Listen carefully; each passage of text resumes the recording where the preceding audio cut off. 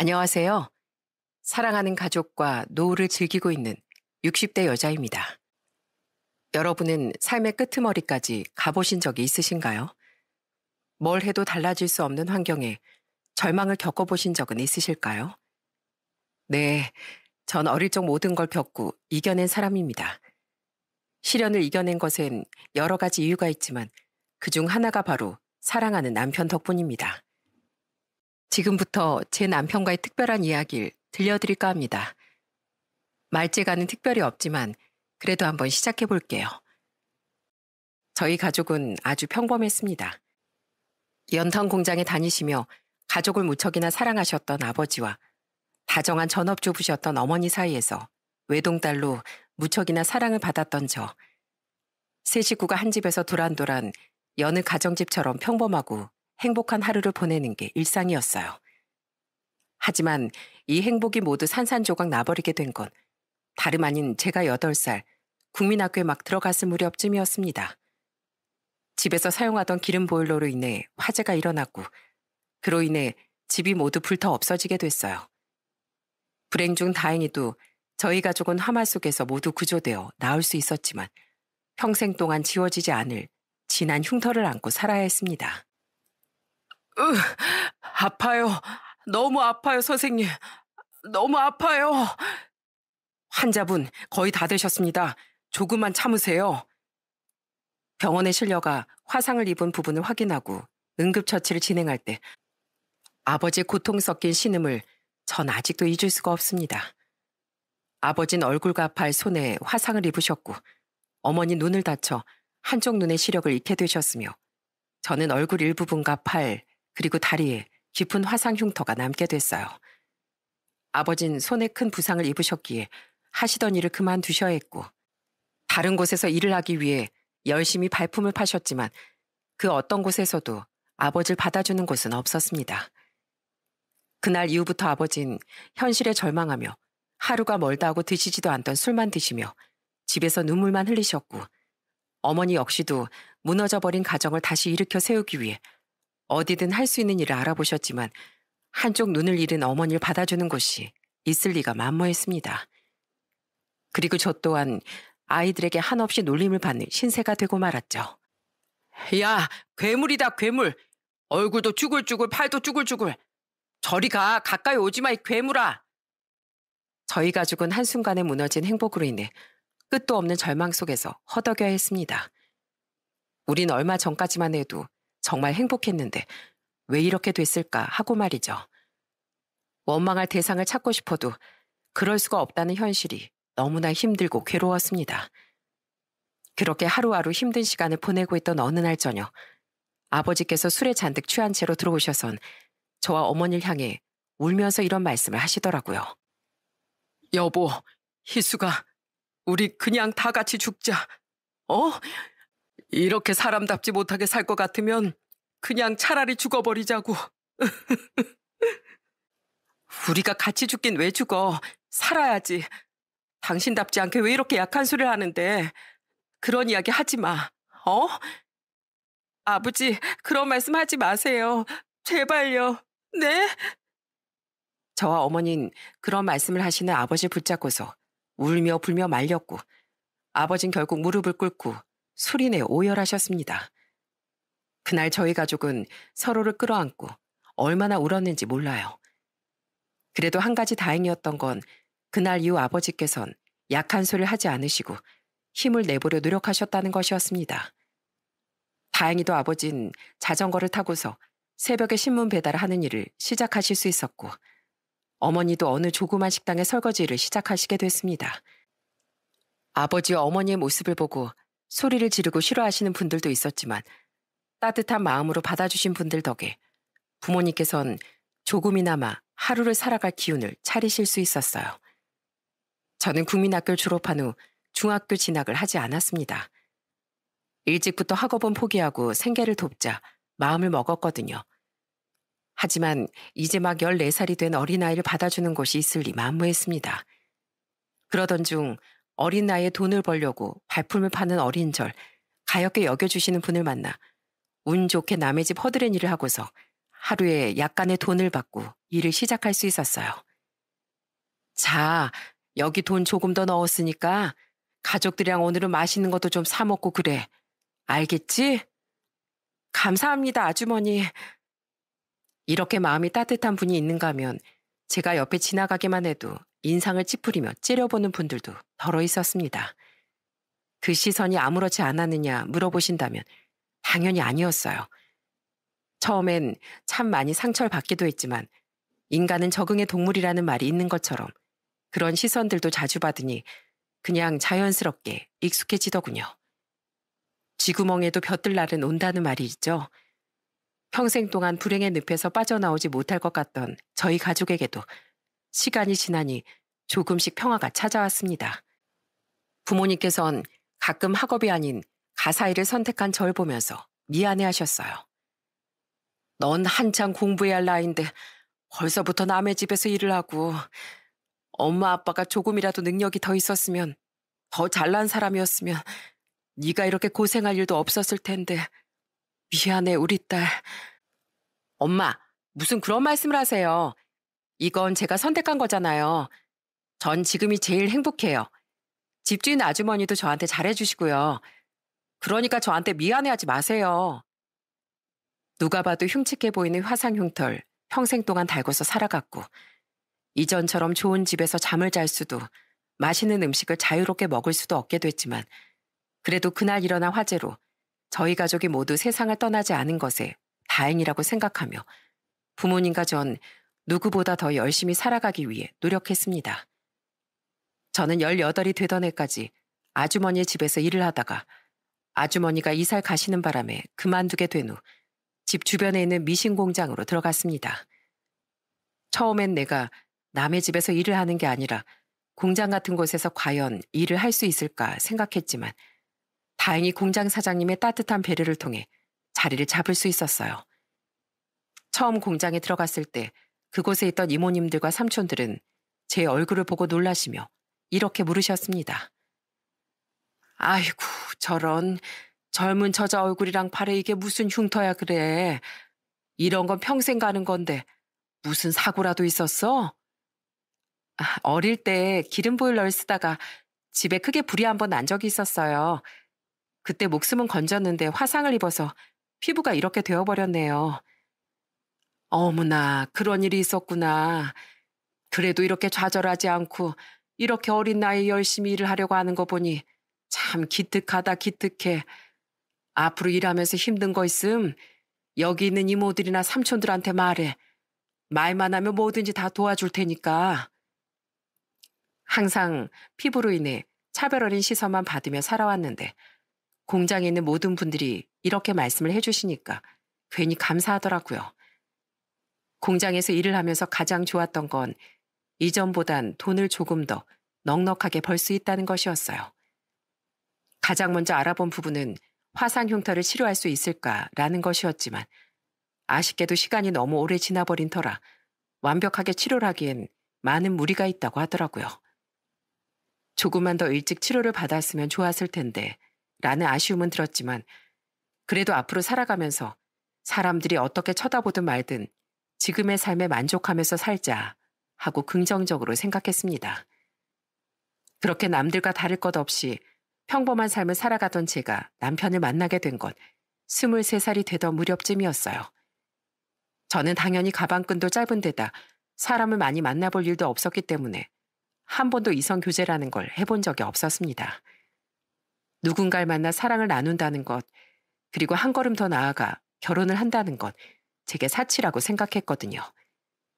그래서 저는 평생 혼자 살며 돈을 벌 생각이었는데 어느 날 같은 공장에서 일을 하시던 이모님이 저한테 다가와 이렇게 물어보시는 겁니다. 수키야, 너도 이제 23살 정도 됐지? 여자 나이 23이면 시집가서 애도 있을 나이인데 넌 좋은 사람 안 만나니? 보면 맨날 퇴근하고 집으로 바로 가는 것 같던데. 에이, 이모, 제 얼굴이랑 팔, 다리를 좀 보세요. 지나가는 사람들도 흉측스럽다는 표정을 지을 정도인데 이런 제가 어떻게 좋은 사람을 만나요. 아유, 넌 무슨 그런 소리를 해. 얼굴이랑 팔다리에 흉터가 좀 있으면 어때? 그런 식으로 생각하지 마. 이전에 너 들어오기 전에 우리 공장에 다녔었던 삼촌 한 명 있는데 그 집 아들이 참 건실하고 착해. 너랑 나이가 한 4살 정도 차이가 날 거야. 그 집 아들이 그렇게 착하고 순한데 아직까지 장가를 못 가서 영 속상해 하더라고. 이모 네가 그의 소개를 한번 받아보는 게 어떨까 싶은 생각이 드네. 상처를 가지고 있다 하더라도 시간이 어느 정도 흘렀다면 그 상처를 극복할 줄도 알아야 하는 거야. 이모 믿고 소개 한번 받아봐. 이모의 끊임없는 권유에 저는 며칠 내내 고민을 하다 결국 그 사람을 만나보기로 마음을 먹었습니다. 그 사람이 바로 남편이었어요. 하지만 정작 만나기로 결심을 하고 나니 혹시라도 내 모습을 보고서 놀라서 도망가진 않을지, 그래서 괜히 큰맘 먹고 소개시켜 주신 이모에게 폐를 끼치진 않을지에 대해서부터 먼저 걱정이 되더군요. 하지만 그런 걱정이 무색하게도 저를 처음 만난 남편은 전혀 불편한 기색을 보이지 않았어요. 되려 제 흉터를 보고서 걱정스러운 표정을 하고 이렇게 물어봐 주더라고요. 그 흉터들 아프진 않아요? 오래전에 다쳤다고 들었는데 시간이 흘러도 아프고 불편한 게 화상 흉터라던데 일상생활할 때 좀 불편할 것 같아요. 제가 뭐 도와줄 건 없을까요? 아니요, 괜찮아요. 도와줄 건 없어요. 그런데 안 징그러우세요? 얼굴도 팔도 화상 자국 때문에 다른 피부랑은 다르게 쭈글쭈글해졌는데 징그럽다고 생각하는 게 나쁜 사람인 거죠. 그게 뭐 인생에 엄청난 흠이 되는 것도 아니고 다치고 싶어서 다친 것도 아닌데요. 전혀 그렇게 안 보이니까 그런 걱정 안 하셔도 돼요. 사고 이후 제게 이렇게 이야기를 해주는 사람은 정말 오랜만이었습니다. 그 따뜻한 말에 마음이 제대로 건드려진 건지 저도 모르게 눈물이 줄줄 흐르더라고요. 남편은 그런 절 보며 어줍지 않은 위로를 건네는 대신 조용히 휴지 한 장을 건네주는 사람이었습니다. 이모의 말대로 상대방에 대한 배려가 정말 철철 넘치는 사람이었죠. 저는 그런 남편에게 마음이 갔고 처음 소개를 받던 날부터 만나 장장 2년 정도를 만났습니다. 그 시간 동안 남편은 절 있는 힘껏 배려하면서 모든 걸 맞춰줬어요. 남편을 만나는 동안 참 신기하다고 생각했습니다. 살면서 단 한 번도 타인의 사랑이라곤 받아본 적 없는 날, 왜 이렇게까지 사랑해주는 건지. 그래서 어느 날은 남편에게 이렇게 물어본 적이 있었어요. 당신은 왜 쥐뿔도 없는 나랑 만나?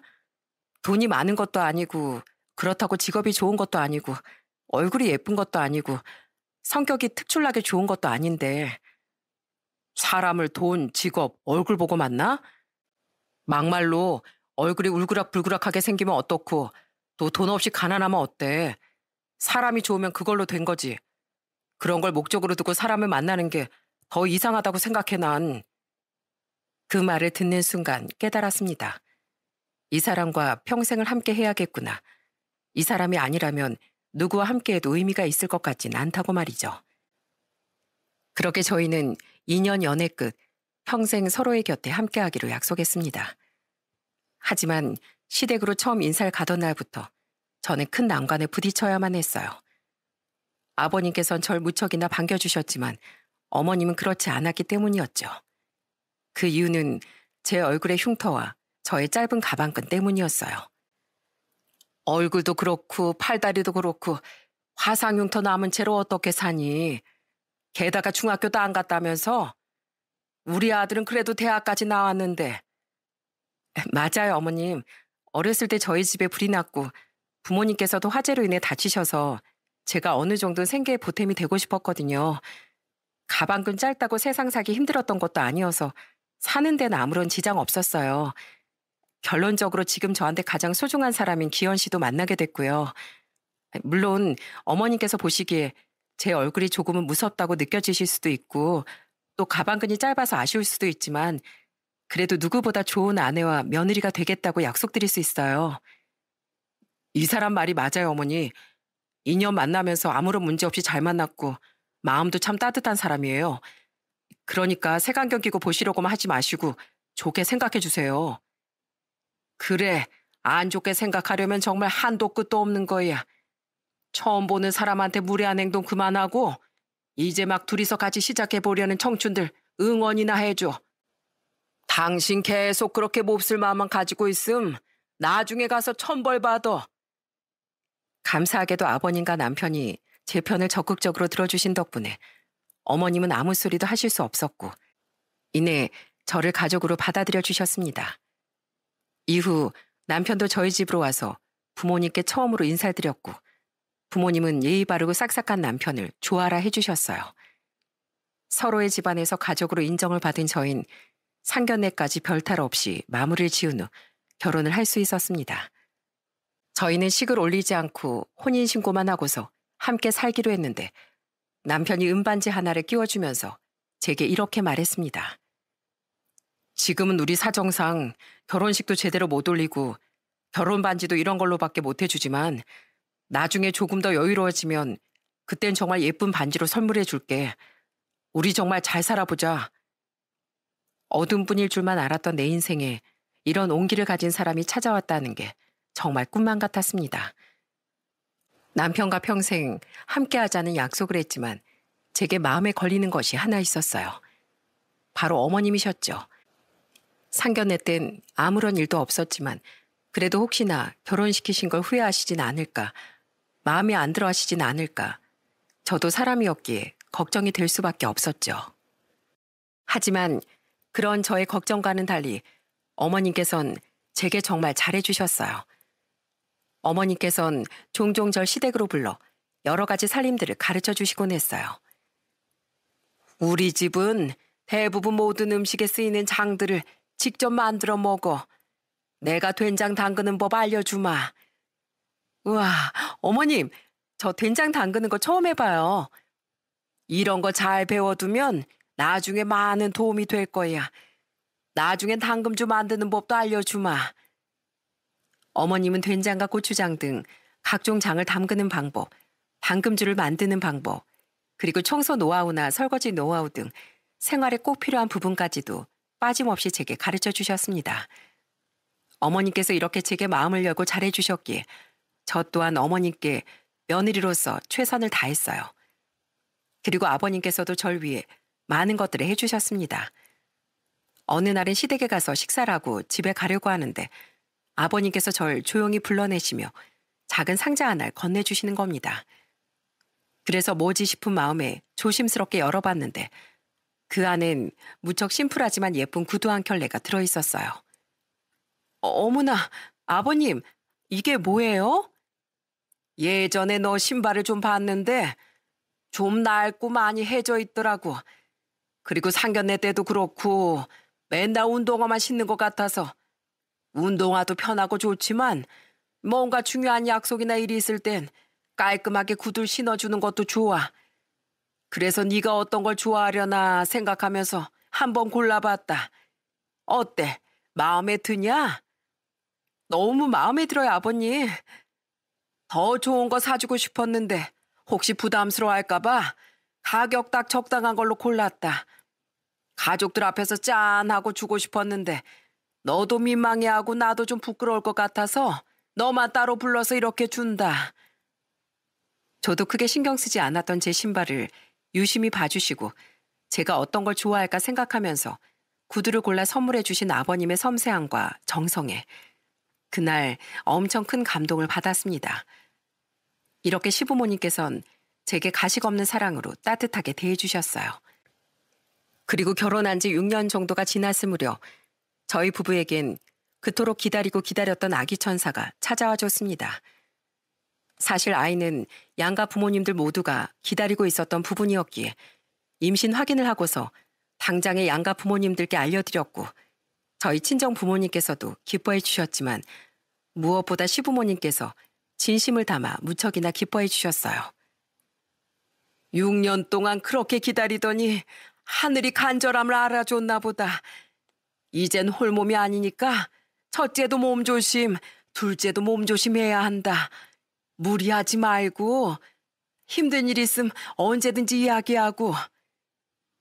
저는 임신 초기부터 입덧이 찾아와 모든 음식을 목구멍으로 채 넘기기도 전에 토하는 일이 일상이었고 음식 냄새만 맡아도 괴로워했어요.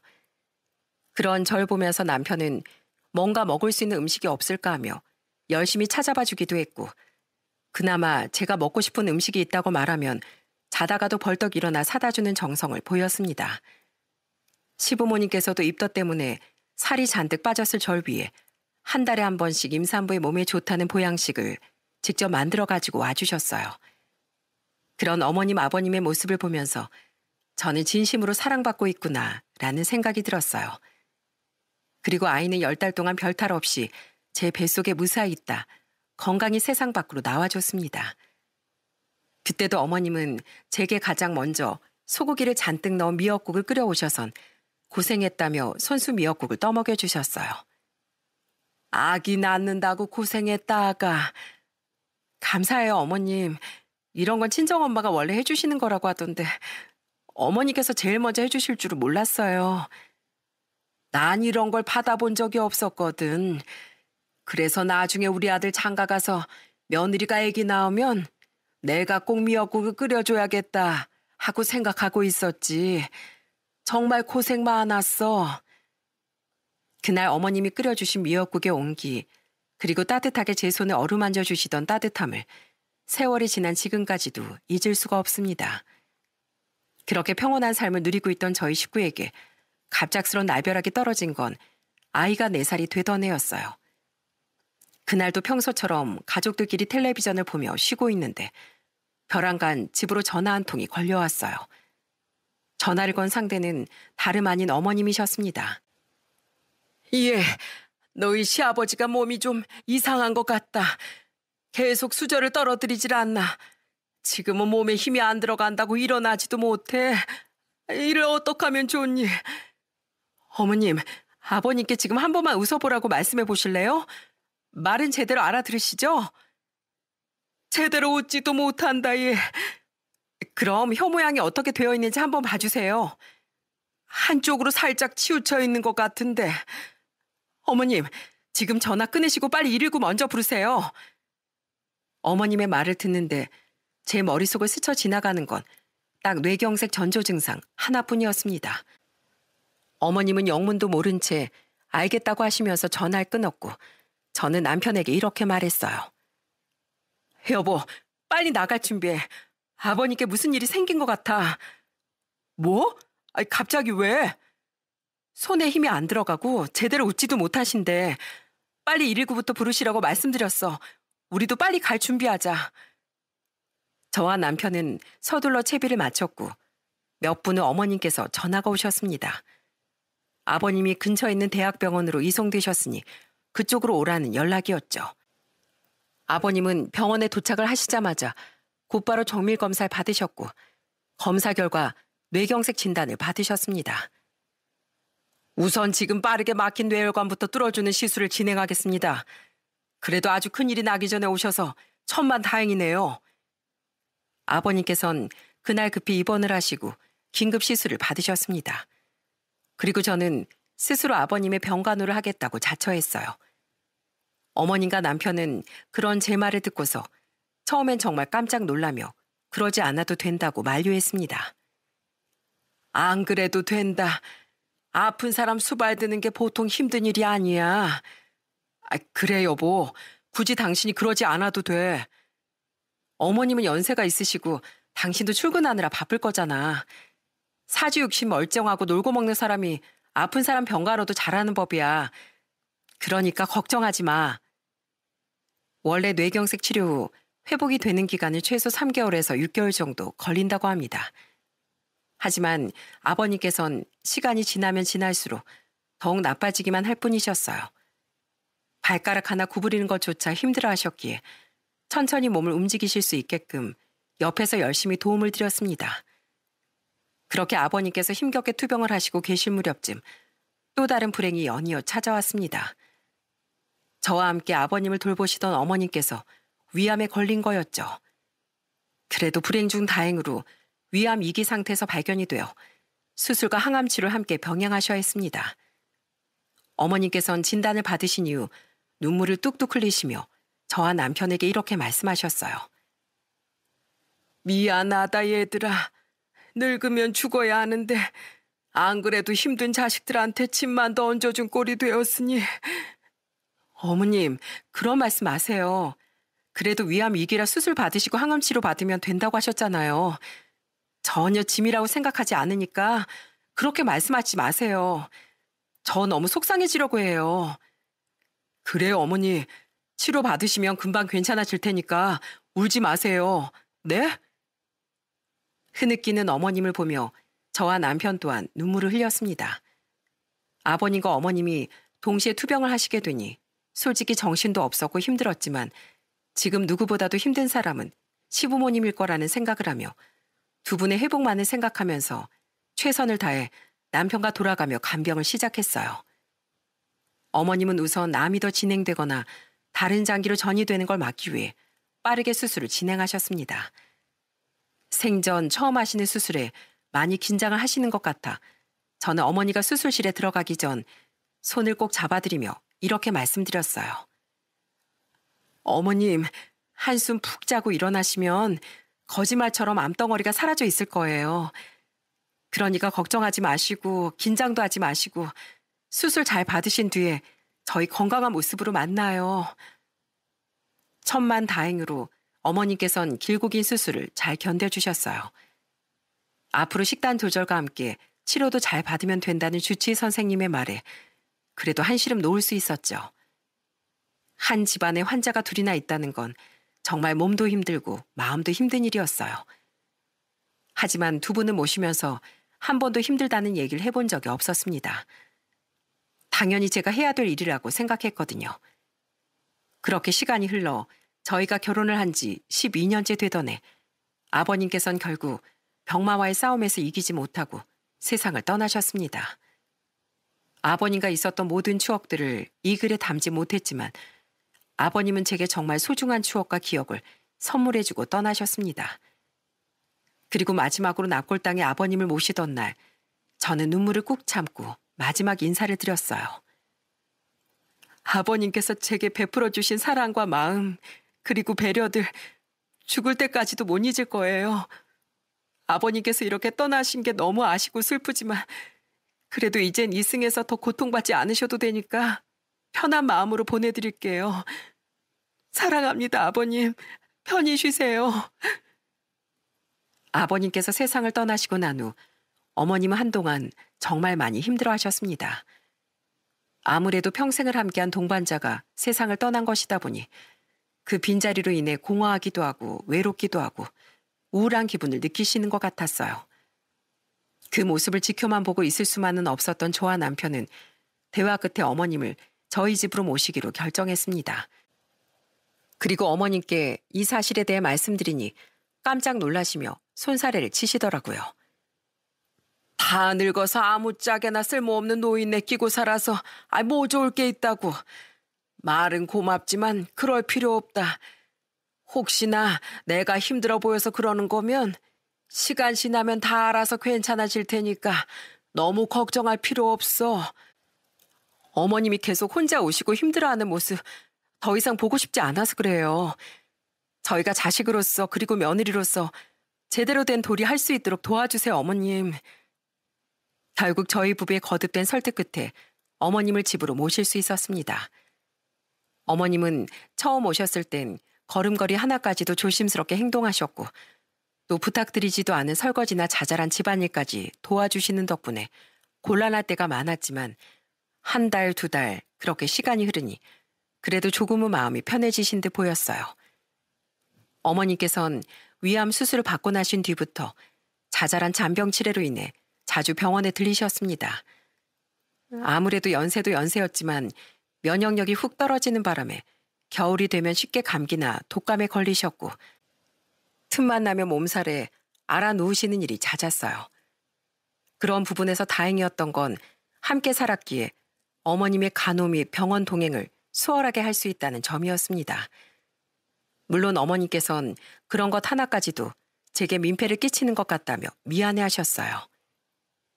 병원은 나 혼자 가도 되는데 뭐하러 맨날 따라와.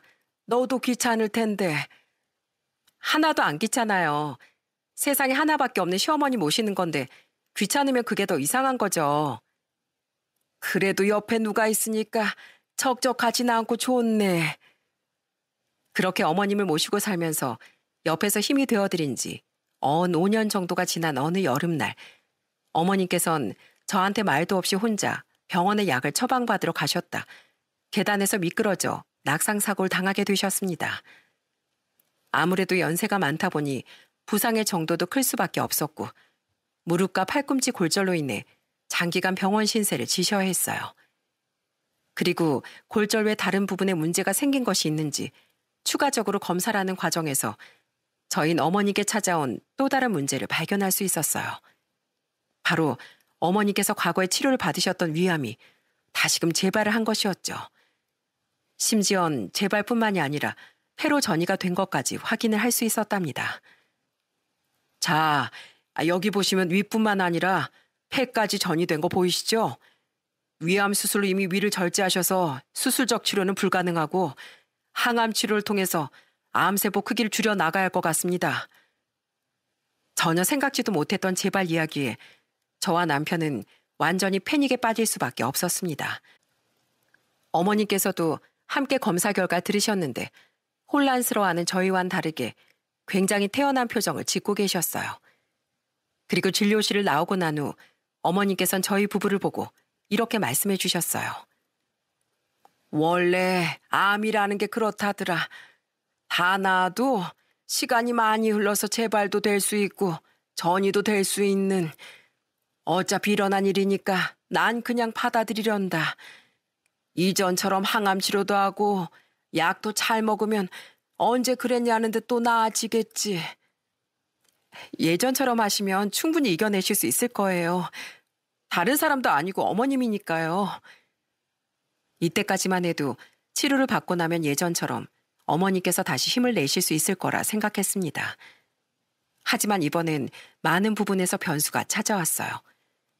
투여한 항암제는 어머니의 몸에 맞는 것이 한 개도 없었고 다양한 내성과 부작용으로 인해 피부 가려움증과 염증이 찾아왔습니다.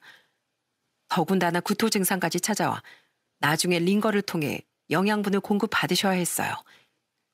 이런 증상들이 나타나니 살고자 마음을 먹으셨던 어머님께서도 점점 괴로워하시기 시작했습니다. 낙상 사고로 인해 골절된 관절도 제대로 아물지 않아 통증을 일으켰고 어머님은 하루하루 눈물을 흘리며 괴로움을 호소하곤 하셨죠. 아가, 나 좀 살려다오. 이렇게 하루가 멀다고 고통스러울 바엔 차라리 눈을 감는 게 훨씬 낫겠어. 너무 아파. 어머니, 다 괜찮아질 거예요. 그러니까 조금만 더 버텨주세요. 그래도 정말 다행이었던 건 수많은 내성과 부작용을 낳던 항암제들 중 어머님의 몸에 맞는 항암제가 딱 하나 있었다는 것이었어요. 딱 그 무렵에 골절 치료가 마무리됐고 어머님께선 몸에 맞는 항암제로 집중 항암 치료를 시작하셨어요. 1년, 2년, 3년. 시간은 속절없이 흘렀지만 어머님의 몸은 나아질 기미를 보이지 않았습니다. 이놈의 암덩어리들은 작아져서 우리에게 희망을 줬다가 다시 커져서 절망을 안겨줬다가 줄어들었다가 다시 커졌다가를 반복하더니 어느새 폐뿐만 아니라 피부와 복막까지 전이가 되어버리고 말았죠. 의사 선생님은 가장 최악의 케이스라고 말씀을 해주셨습니다. 보호자분들께는 정말 죄송한 말씀이지만 현재 상황으로선 항암을 진행한다고 해도 어르신의 몸이 버텨주지 못할 겁니다. 더 이상의 치료는 의미가 없다는 뜻입니다. 그래도 조금만 더 해보면 안 될까요?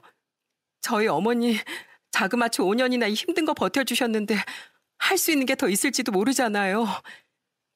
남은 시간은 집에서 편안하게 보내실 수 있도록 하는 게 좋을 것 같습니다. 이런 말씀밖에 못 드려서 정말 죄송합니다. 한참 동안 눈물을 쏟은 저희는 어머니를 위해 항암 치료를 하지 않기로 했습니다. 어머니께도 말씀을 드려야 했는데 차마 입이 떨어지질 않더라고요. 울먹거리고 있는 저와 남편의 얼굴을 번갈아 보시던 어머님께선 웃으며 이렇게 말씀하셨어요. 울지 마. 할 만큼 했어. 난 이제 세상에 미련이 없다. 어머님, 죄송해요. 제가 어떻게든 치료를 더 할 수 있는 방법에 대해 찾아보려고 했는데 정해진 시간보다 더 살다 가려고 발버둥 치면 그것만큼 추해 보이는 것도 없어. 잘 된 거야. 아이고, 하나밖에 없는 우리 며느리. 이렇게 마음이 여려서 내가 어떻게 눈을 감을꼬. 어머님은 절 위해 많은 걸 내어주셨는데 정작 저는 아픈 어머님을 위해 할 수 있는 게 아무것도 없다는 게 너무 괴롭고 힘들었습니다. 그렇게 저희는 다시 집으로 돌아오신 어머님을 위해 정말 후회 없이 최선을 다했고 그로부터 한 달도 채 지나지 않아 어머니께선 조용히 잠을 자듯 세상을 떠나셨습니다. 남편은 어머님을 보내드리고 나서 제 손을 꼭 잡고 이렇게 말했어요. 그동안 두 분 간호한다고 당신이 너무 고생했다. 정말 고마워. 내가 눈 감는 순간까지 당신한테 정말 잘하면서 살게. 당신도 고생 많았어. 우리 조금만 더 슬퍼하자.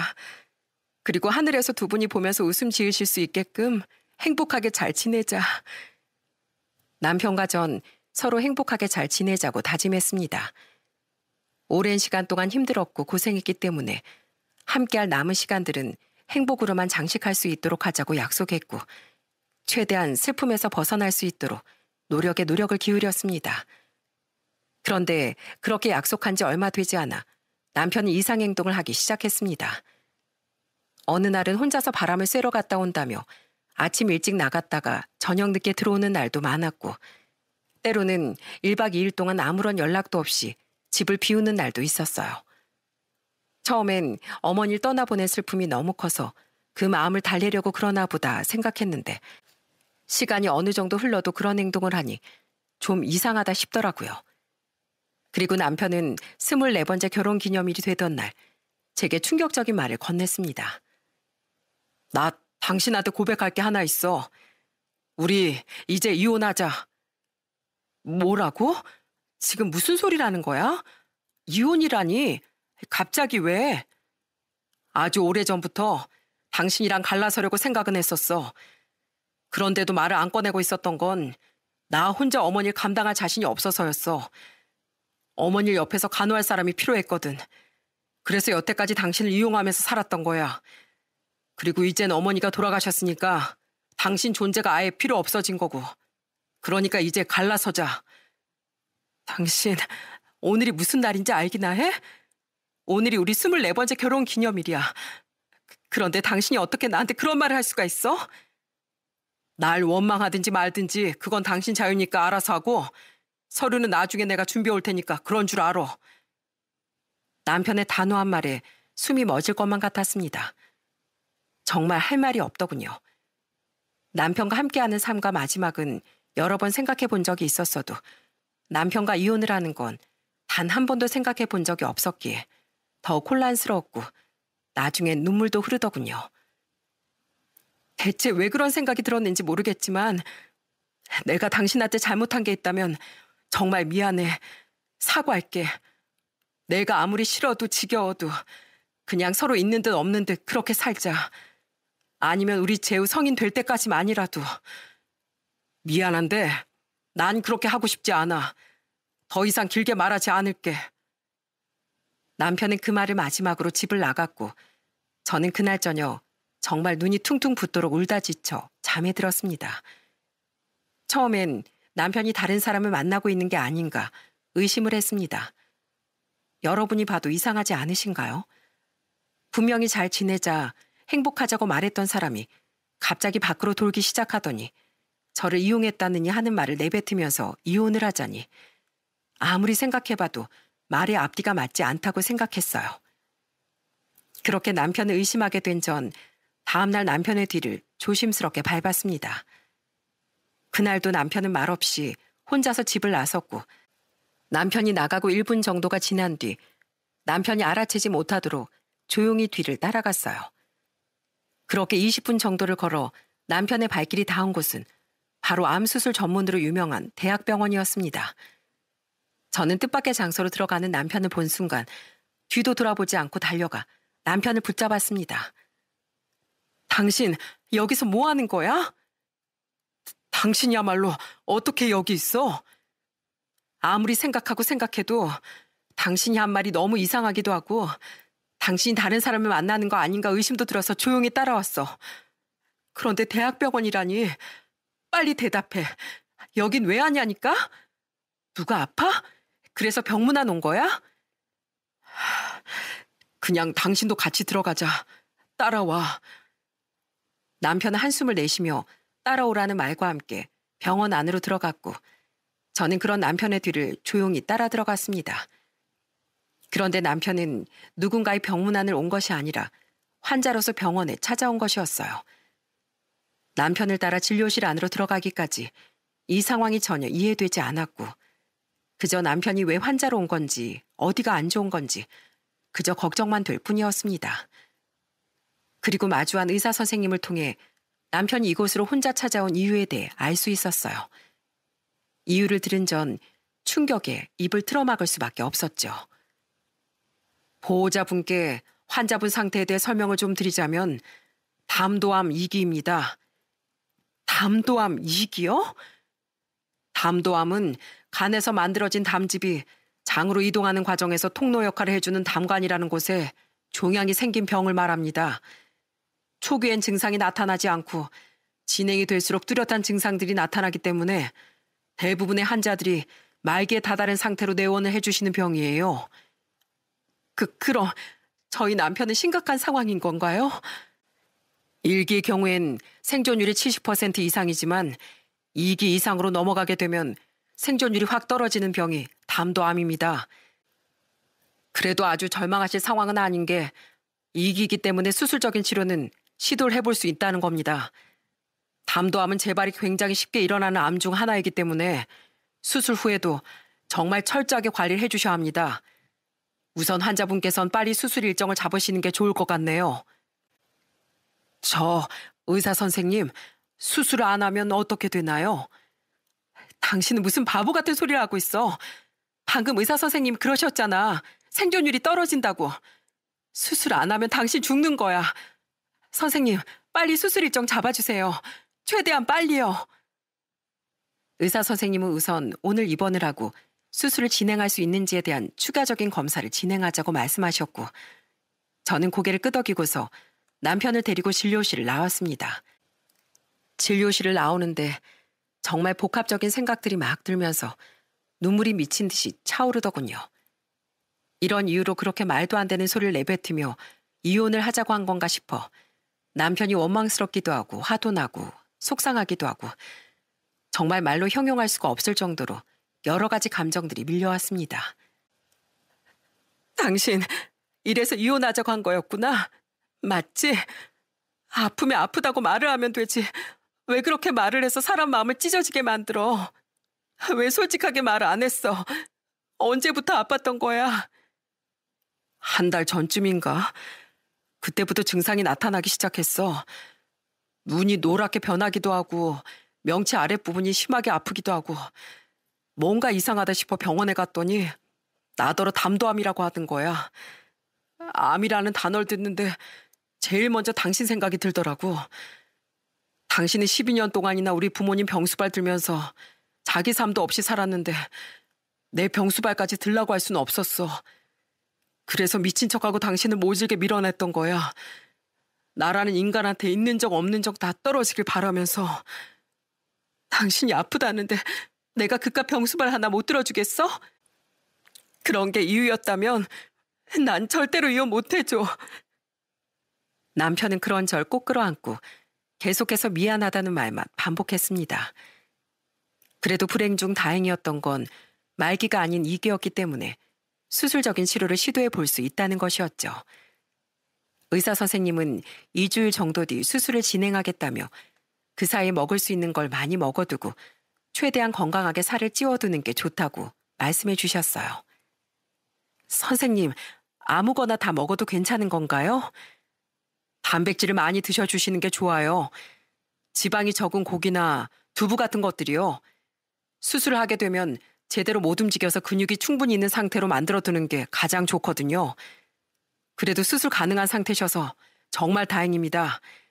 수술이 가능한 케이스가 담도암에선 그렇게 많지가 않거든요. 2주 동안 컨디션 관리 잘 하세요. 그 소리를 듣고 나서부터 저는 남편을 위해 열심히 간호를 시작했습니다. 근육과 체중을 유지하기 위해 열심히 단백질이 들어있는 음식을 만들어 가져다 줬고, 틈날 때마다 남편을 데리고 병원 한 바퀴를 도는 등 열심히 운동을 했어요. 그리고 소식을 들은 아들도 병원으로 찾아와 남편과 함께 시간을 보냈습니다. 그래도 아들은 나름 의젓하게 눈물을 보이지 않고 남편에게 긍정적인 에너지를 보내줬어요. 이럴 땐 아들의 존재가 참 듬직하다 싶더라고요. 그렇게 열심히 최적의 컨디션까지 끌어올린 남편은 수술 전날 제게 갑자기 이런 이야기를 꺼냈습니다. 여보, 우리 안방 서랍 두 번째 칸에 보면 USB 하나랑 당신한테 남긴 선물 하나가 있을 거야. 선물은 꼭 열어보고 USB는 오늘 내 짐 가지고 오면서 컴퓨터에 연결해서 확인해봐. 아이, 뭔데 그래, 사람 궁금하게.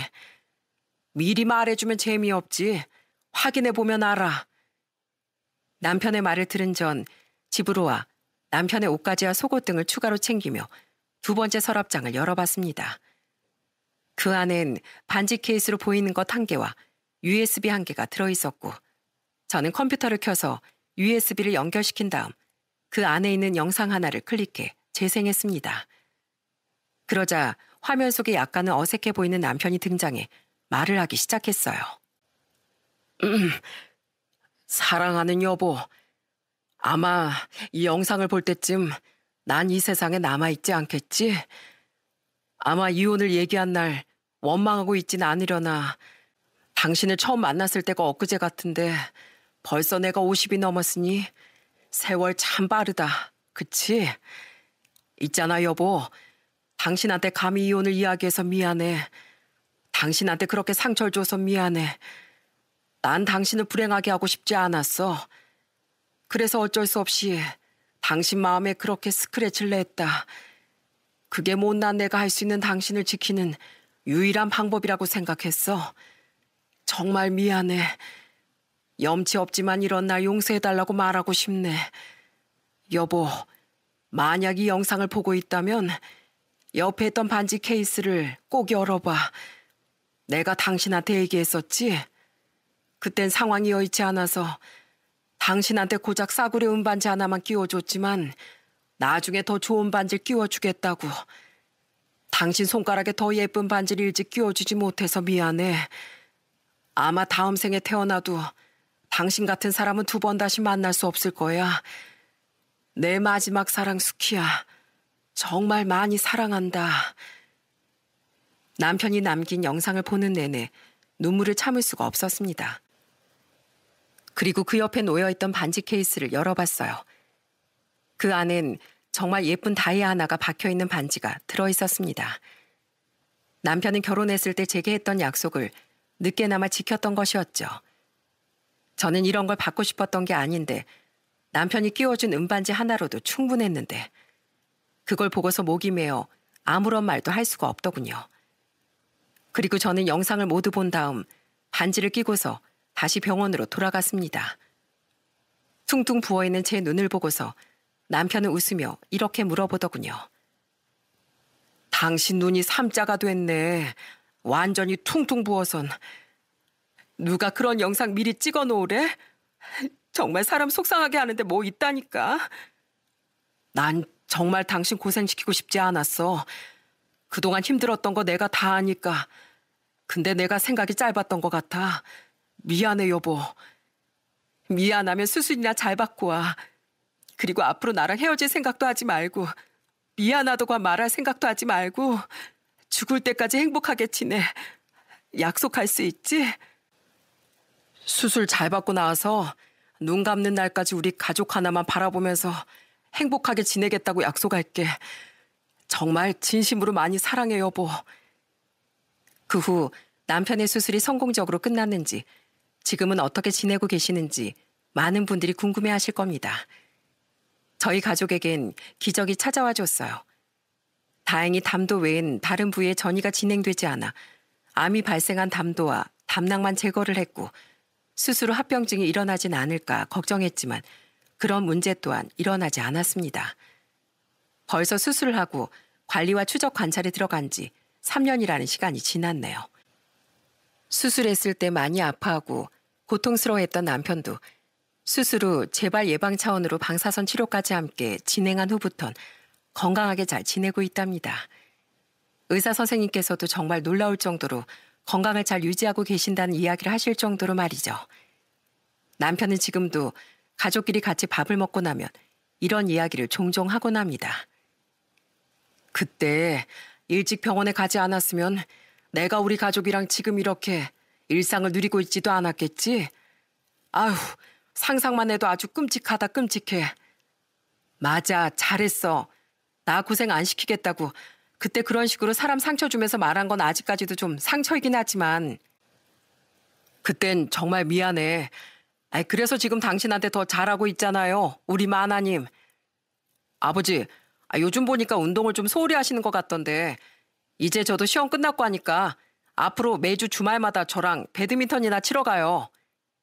아들, 지금 날씨가 좀 덥잖아. 더운 날 운동하면 그건 되려 건강을 망치는 길이라고 했어. 그러지 말고 집에서 편하게 에어컨 쐬면서 텔레비전이나. 역시 아빠 생각해주는 건 우리 아들밖에 없네. 내가 배드민턴 채 사줄 테니까 같이 신나게 땀 흘리고 와. 이렇게 저희 가족은 일상 속 소소한 대화를 나누고 농담도 주고받으며 남들과 똑같은 일상을 살아가고 있습니다. 저희 부모님께선 지금까지도 정정하게 잘 지내고 계신데요. 아팠던 사위의 이야기를 듣고서 종종 암 관리에 좋은 음식들을 보내주시곤 한답니다. 사위 사랑은 장인 장모가 보여준다라는 걸 몸소 실천하고 계세요. 삶이 있는 한 희망은 있다라는 명언이 있습니다. 어린 시절부터 절망의 길을 걸어왔던 저도 삶을 포기하지 않았기에 남편이라는 희망을 만나 여기까지 올 수 있었던 것 같아요. 한 줄기 빛조차 보이지 않았던 저도 지금 이렇게 행복하고 건강하게 잘 지내고 있으니 혹시라도 이 사연을 듣는 분들 중 요즘 힘든 시기를 보내고 계시는 분들이 있다면 그래도 이악 물고 버티면서 삶을 열심히 살아나가셨으면 하는 마음을 담아 사연을 보내게 됐습니다. 제 사연은 여기까지입니다. 여러분의 하루가 행복으로만 가득 채워지길 바랍니다.